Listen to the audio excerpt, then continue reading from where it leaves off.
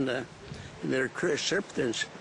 There was only one pillbox where we landed, and the first thing we saw this white flag coming up where they surrendered. Everything moved pretty quickly. The beach was crowded with people. So when I was over the beaches watching the landing craft come in, the first landing craft, I looked at my petrol gauge, my gas gauge, and it said 0. I had been so transfixed by what I was seeing, I hadn't watched my gauge. So we hightailed it back to England, and I made it. My airplane shut down as I was landing at a place called Thorney Island, right on the south coast. So it was an exciting day. Another wing would be coming in to relieve us, and I'm going, boy, what a job. Glad I wasn't down there.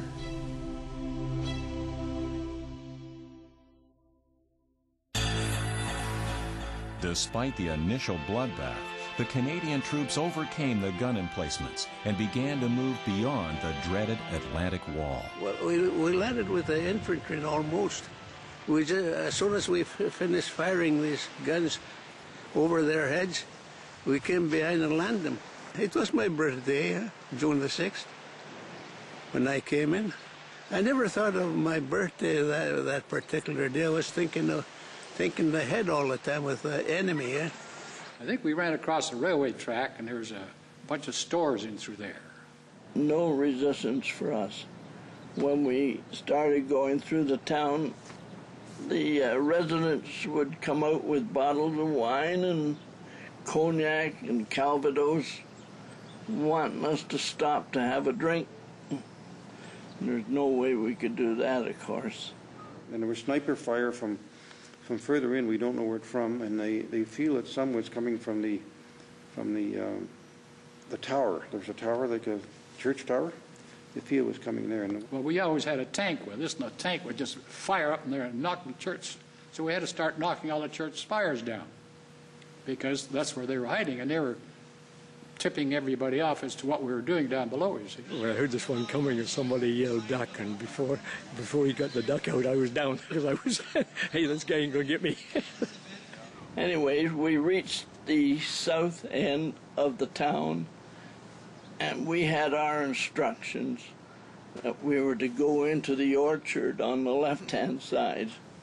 Then our carrier arrived, and we set up the mortar, and we started firing on the 88 also.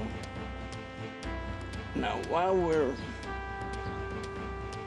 I was throwing bombs down the barrel, and all of a sudden the biggest explosion I had ever heard happened, because the 88 had a direct hit on one of the SPs of the 14th Field Regiment.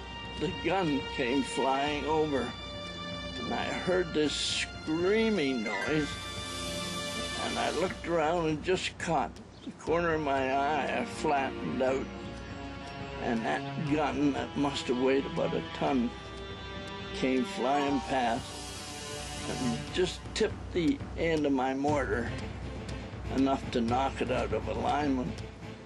And I always figured that gun had my name on it, because I went right from D-Day to VE Day without being wounded. As the men moved inland, the casualties were being taken back to the ships. We had one landing craft with Royal Marines come alongside. They'd been hit by a shell, and so we boarded. I think it was 6 wounded.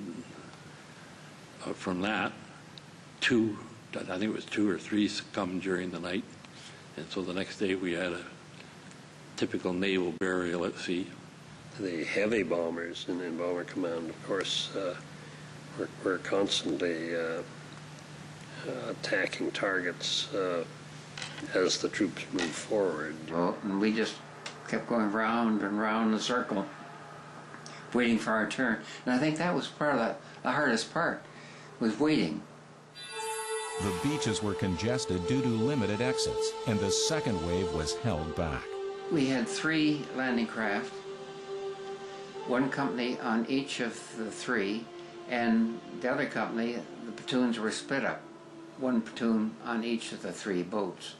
Well, it was about 3 hours after the initial landing that we were directed in, and we landed behind the Queen's Own, and that was what they call Nan White Sector Beach on Juneau. And by that time, there was an awful lot of congestion on the beach. As soon as we hit shore, then they all come up and got their bicycles and went down the ramp with them. If they slipped, you know, they went under. And the naval types, they had a line out to the shore, and they were holding the line offshore so you could hold on to the rope to guide yourself in, help yourself. There was a lot of injured laying there, but we had a path to go along and get to this church. That's what they told us to do. Get ready to keep on going. And there was a lot of Germans they had captured. Well, the major obstacle was getting off the beach because there's only one opening in the seawall near our area that we could get off. In the meantime, the Queen's Own and the Chaudières had worked inland a little bit and were clearing snipers and whatnot that were left. The group that was ahead of us, they were in quite a long ways. That when we got on our bicycles, we were really clipping it off with the bicycles. I remember once I had to, we were marching up a road, and I had to have a ball movement. And I thought, well, and they're all going up the road single file, and I'm not going to be left out here because a sniper would pick me up. So I had to run away up to the front as far as I could, then get my pants down, do my business, and get back in line again. It was always a frightening situation, always. And I said, I'm okay. I ran a couple more errands, and he said, okay, you can go back. So I went back, and I became an extra man with the other mortar crews. At 11 o'clock on that particular morning, the regiment de Chaudière were hung up trying to get into Beigny-sur-Mer, which was about 5 miles inland. They were held up by 3 German 88 millimeters, and we were called upon to take them out. And we put one salvo over and one salvo under, and then the next 13 took them out.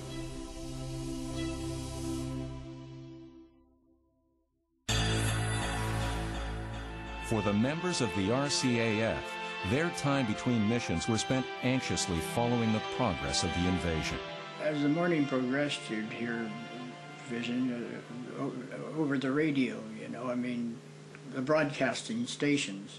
The BBC is pretty good, and for the purpose of the war tales and this type of thing, war reporting, they were excellent. The BBC was exceptionally good and very well informed. So you got probably as good reports coming out to the general public as we could get from our intelligence. Near the front. Then we sent some couple of men back, 2 or 3 men from our company to bury the Germans. They took a hell of a beating. The Paras held the line along the flank. Well, later in the morning, the Germans had time to regroup and know where we were, so they fired heavily with mortar to begin with, then a bit of artillery, and then we had some probing attacks, I would call them, to find out our strength. As we were going down this narrow pathway, one of our riflemen had been killed, and he was sitting with his back to the bank, and his feet were out into the pathway, and there was only room enough for a vehicle to get through, and the tanks just rolled over his legs, and our carrier had to do the same thing. I thought, boy, oh boy, that fellow's really into the soil of Normandy. We never had time to really evaluate things and get scared or anything. We were scared, but it didn't stop us from our job. As the morning turned into afternoon, all Canadian units were pushing forward and moving well. Our brigade moved off in one line with the North Nova Scotia Highlanders leading, and the Stormont, Dundas, and Glengarry Highlanders next, and we were in the rear. We kept moving. South, north, south, I guess that's what's saying here. They came out and they cheered us, they hugged us, they brought out whatever they had in the way of food. They wanted to give us something, whether it was cider or something else to drink and so on. Oh, they were so grateful that we'd finally come. The first people that we saw from the beach, at least that I saw, one of a British commando unit had, I think it was led by Lord Lovett. They had landed in the British section, and they had bicycles, and they had their objective was to race ahead and join up with us. It got to a point where they didn't want to fight. They were prepared to give up.